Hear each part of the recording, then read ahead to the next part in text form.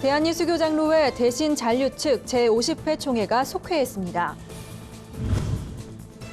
한국교회는 정부가 추진하는 종교인 과세 법제화를 반대했습니다. 종교개혁 500주년을 앞두고 지역 목회자와 평신도들의 목소리를 듣는 한국교회 새 변화를 위한 500인 대화마당이 열렸습니다. 안녕하십니까. 구TV 뉴스입니다. 지난 9월 교단 분열의 아픔을 겪었던 예장 대신 잔류 측이 제50회 총회를 속회했습니다. 이번 총회에서는 교단 신학교 문제, 회칙 개정 등 교단 수습을 위한 주요 안건이 다뤄졌습니다. 홍희연 기자의 보도입니다. 대한예수교장로회 대신 잔류 측에 따르면 대신교단 소속 국내외 1,743개 교회 중 잔류를 선언한 교회는 702개입니다. 백석과의 통합에 찬성하거나 아직 뜻을 정하지 못한 교회는 1,041개 교회로 중립교회가 입장을 표명하면 최종적으로 900여 교회가 대신교단 잔류 측으로 남을 것이라고 설명했습니다. 총대들은 잔류를 선언한 교회를 추슬러 작지만 건강한 교단을 만들겠다는 의지로 총회를 진행했습니다. 저는 우리 교단의 이 아픔을 보면서 사명을 야망으로 만들어서 자기 이익 추구로 사는 목사들에게는 언제든지 이런 일은 일어날 수 있다는 것을 확인시켜 주신 우리 하나님의 섭리라고 생각을 하고 있습니다. 총회는 전년 대비 61.4% 삭감된 금액 3억 1,550만 원의 예산을 확정했습니다. 또 총회장, 부총회장 입후보비 조항을 삭제했습니다. 논란이 됐던 안양대학교와의 인준관계는 유지하기로 했습니다. 또 총회 직영신학교 재건에 힘쓰기로 결의했습니다. 저희 안양대학교는 교단과 맺은 이 관계가 존중되고 성실하게 이행되므로 양 기관이 위대한 역사를 계속해서 창조해 나갈 수 있도록 최선의 노력을 다하기를 원합니다. 지난 9월 선출된 잔류 측 박종근 총회장은 단 한 번도 꿈꿔보지 않은 총회장직을 수행하면서 본인에게 어울리지 않는 옷이라는 생각을 했다며 총회장직 사퇴를 선언했습니다. 그러나 총대들과 진경 총회장들의 만류에 박 총회장은 총회장직을 이어나가겠다고 사퇴를 번복했습니다. 새롭게 시작하기를 다짐한 50년 역사의 예장 대신 교단이 남아있는 법적 문제를 어떻게 해결할지 관심이 모아지고 있습니다. 구TV 뉴스 홍우연입니다. 한국교회 위상이 추락하면서 종교인 과세를 바라보는 사회적 시선도 따갑습니다. 한국교회 교단연합 과세대책위원회는 정부가 종교인을 과세 대상으로 포함하며 종교소득 법제화를 추진하자 교회의 존엄성을 침해하는 처사라며 강력 반발했습니다. 보도에 송승은 기자입니다. 논란이 되고 있는 종교인 과세를 두고 정부와 기독교계는 입장 간극을 좁히지 못하고 있습니다. 기획재정부는 지난 8월 소득세법상 종교소득 항목을 신설해 소득 수준에 따라 차등 적용키로 했습니다. 한국교회교단연합 과세대책위원회는 종교소득 법제화 움직임에 반대하며 정부의 공권력 남용과 지나친 월권에 대해 성토했습니다. 문화재라는 명목이 됐든 뭐가 됐든 1,000억 이상을 한 종교에 주고 있고 다른 종교의 장부를 볼 수 없고 장부를 하지 않는 종교가 있는데 그것이 현실인데 법을 가지고 종교소득이라는 그 법을 만든다는 것 자체는 하셔서는 안 되는 겁니다. 한국교회는 국가재정 고갈을 좌시할 수 없어 자진신고 납부를 결의했지만 법제화되는 것은 정교 분리를 깨는 종교 탄압이라며 중단을 촉구했습니다. 종교의 자유가 보장된 국가에서 기독교 신자들이 낸 헌금에 과세하는 것은 이중과세며 이 세금을 다른 종교를 위해 쓰는 것도 절대 용납할 수 없다고 했습니다. 종교는 영적 정부예요. 그러니까 우리나라는 대한민국이라는 정부하고 기독교라는 정부가 함께 가고 있는 거예요. 공존해서 서로 보호해줘야 되는데 지금 정부는 기독교를 박멸하기 위한 법을 마지막 형평성의 원리라는 이유 때문에 일반 예수 안 믿는 사람들과 똑같은 방법을 써가지고 기독교를 위축시키는 작업을 시작하고 있습니다. 세계에서 종교가 세금 내는 나라는 이 법을 만든다면 대한민국밖에 없습니다. 정부나 제3자에 의한 교회 재정 감사에 대해서도 반대했습니다. 교회 재정 투명성은 교회와 신자들 고유 영역이기 때문입니다. 정부는 한국 교회의 세수가 미미함을 통계로 이미 파악했습니다. 그럼에도 입법화를 감행하는 것은 종교 갈등을 부추기는 행위라며 강력 대응을 천명했습니다. 조세 평등주의가 강조되고 있는 현 시점, 기획재정부 이용주 과장은 사회적 약자를 돕는 한국 교회의 기부가 세금으로 대체될 수는 없으며 자발적 납부에 대한 불이행을 막기 위해서 법률 규정을 마련했다고 밝혔습니다. 세금보다 오히려 근로장려금이 더 나을 수 있다. 저는 더 나을 수 있다고 생각합니다. 하지만 설령 우리가 정부가 손해를 보더라도 더 이상 이런 논란들이 되는 것 자체가 저는 바람직하지 않다고 생각합니다. 그래서 정말 우리가 내겠다, 자신 납세하겠다. 이렇게 하면 되는데 자신 납세가 안 되는 과정에서 이것저것 이해하다 보니까 이게 불필요한 오해가 생긴단 말이죠. 종교인 과세 법안이 기독교계의 극렬한 반대에 부딪히면서 정부와 어떤 매듭으로 합의점을 도출할지 결과가 주목됩니다. 구티비 뉴스 송승은입니다. 교회협 종교개혁 500주년 기념사업 특별위원회가 한국교회 새 변화를 위한 500인 대화마당을 개최했습니다. 종교개혁 500주년을 앞두고 한국교회의 올바른 방향 제시를 위해 지역 목회자와 평신도의 목소리를 듣는 자리였는데요. 이날 제시된 의견들은 향후 위원회 사업에 반영될 예정입니다. 김정현 기자입니다. 한국교회 새 변화를 위한 500인 대화마당이 내가 꿈꾸는 교회를 주제로 개최됐습니다. 이날 행사는 교회 개혁이 몇몇 지도자들이 아닌 한국교회 전체의 과제라는 인식 아래 지역교회 목회자와 평신도들의 목소리를 듣기 위한 자리였습니다.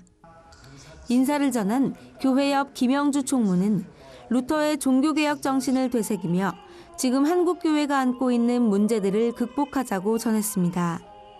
우리 모두 교회가 교회답게 하기 위해서 하나님이 기뻐하시는 교회를 만들기 위해서 우리 어깨를 서로 맞대고 손에 손을 잡고 한번 나아갔으면 좋겠습니다. 오늘의 요구되는 종교개혁이라는 주제로 말씀을 전한 손봉호 교수는 세속화된 오늘날 교회의 모습을 지적했습니다. 저는 성공이 실패의 원인이라고 생각합니다. 너무 빨리 성공했기 때문에 그리고 세속적인 이익이 너무 교회 안에 많이 들어왔기 때문에 즉 돈, 권력, 명예 같은 것이 교회 안에 들어가지고 이날 대화마당은 종교개혁 500주년을 맞는 지금 한국교회 문제를 인식하고 바람직한 교회상에 대해 고민해본 시간이었습니다. 대화마당에서는 한국교회 회복을 위한 참석자들의 다양한 의견이 제시됐습니다. 각자 자기에게 교단에서 부어진 모든 권한을 내놓을 수 있느냐.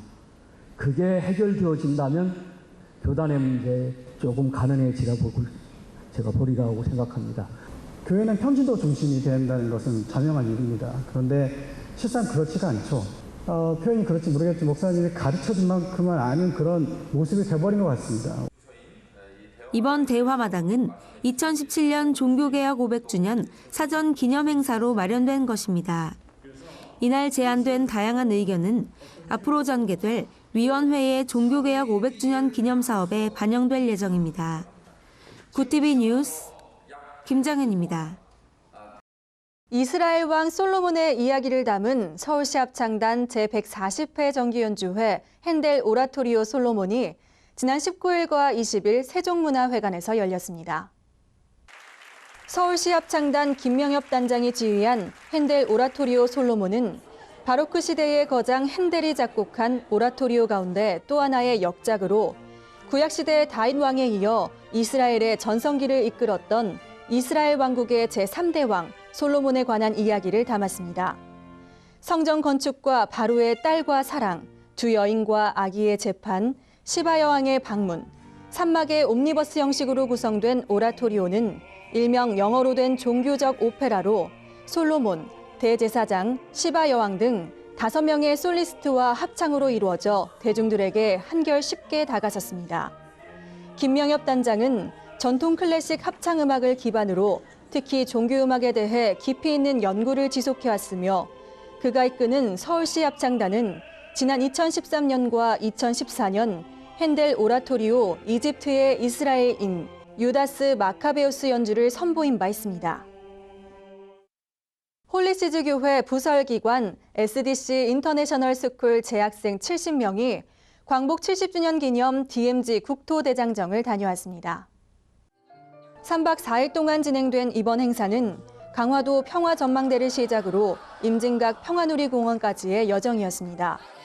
참석자들은 강화 평화전망대에서 광화대교까지, 경기도 학생 김포 야영장에서 전류리포구까지, 파주 일대와 통일로 등을 걸으며 광복 70주년과 통일의 의미를 되새겼습니다. 또한 매일 저녁 각자의 소감을 발표하고 조별로 토의를 진행했으며 특별 예배도 드렸습니다. 참가한 청소년들은 남북분단의 현실과 이를 극복하기 위한 방안 등을 생각하는 기회를 가졌습니다. 한편 SDC 인터내셔널 스쿨은 신앙으로 다음 세대를 길러내기 위해 세워진 기독교 국제학교입니다. 특히 인성교육과 리더십 훈련에 큰 비중을 두고 있으며 매년 해외 명문대 합격자를 배출하고 있습니다. 주요 단신입니다. 대한예수교장로회 합동총회의 소래노회가 지난 20일 총신대 양지 캠퍼스 내 소래교회에 모여 신사참배 취소 및 회개 예배를 드렸습니다. 노회원들은 이날 태양신에게 절을 하고 동방요배로 예배를 더럽혔고 우상단지를 교회 안에 끌어들였다며 심사참배의 죄악을 눈물로 회개한다고 고백했습니다.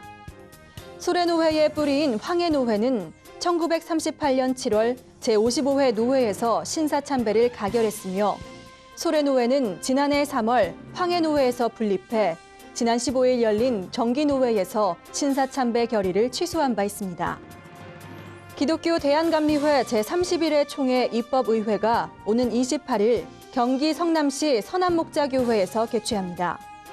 확정된 주요 개정안에는 감독회장을 감독으로, 연회감독을 연회장으로 명칭을 변경하는 건, 기존 4년 전임제인 감독의 임기를 2년 전임으로 하고 감독은 퇴임 후 교회를 담임할 수 없다는 내용 등이 추가됐습니다.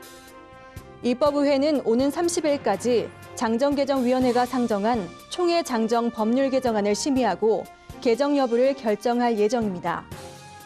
한국기독교 생명윤리협회와 성산생명윤리연구소가 주관하는 생명운동을 위한 예배와 작은 음악회가 11월 9일 서울 서초구 사랑의 교회에서 열립니다. 이날 음악회는 생명운동을 위한 예배, 생명윤리 수기 공모 시상식 및 수료식, 작은 음악회, 생명운동 관련 단체 소개 등으로 진행되며 김동호 목사가 설교를 전할 예정입니다. 한국기독교 홈스쿨협회와 지구촌교회 부설 글로벌 홈스쿨링 아카데미가 오는 12월 4일 경기 성남시 지구촌교회에서 제7회 한국기독교 홈스쿨 엑스포를 개최합니다. 엑스포는 영성, 인성, 지성을 세워가는 홈스쿨링이라는 주제로 특강과 선택 강의, 홈스쿨의 실제를 보여주는 포트폴리오 전시, 공연 등 다양한 프로그램이 마련될 예정입니다.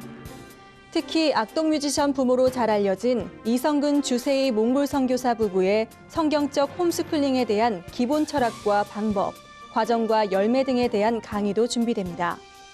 접수 기간은 11월 2일부터 14일까지며 사전 등록할 경우 참가비는 무료입니다. 이상으로 굿TV 뉴스를 마칩니다. 시청해주셔서 감사합니다.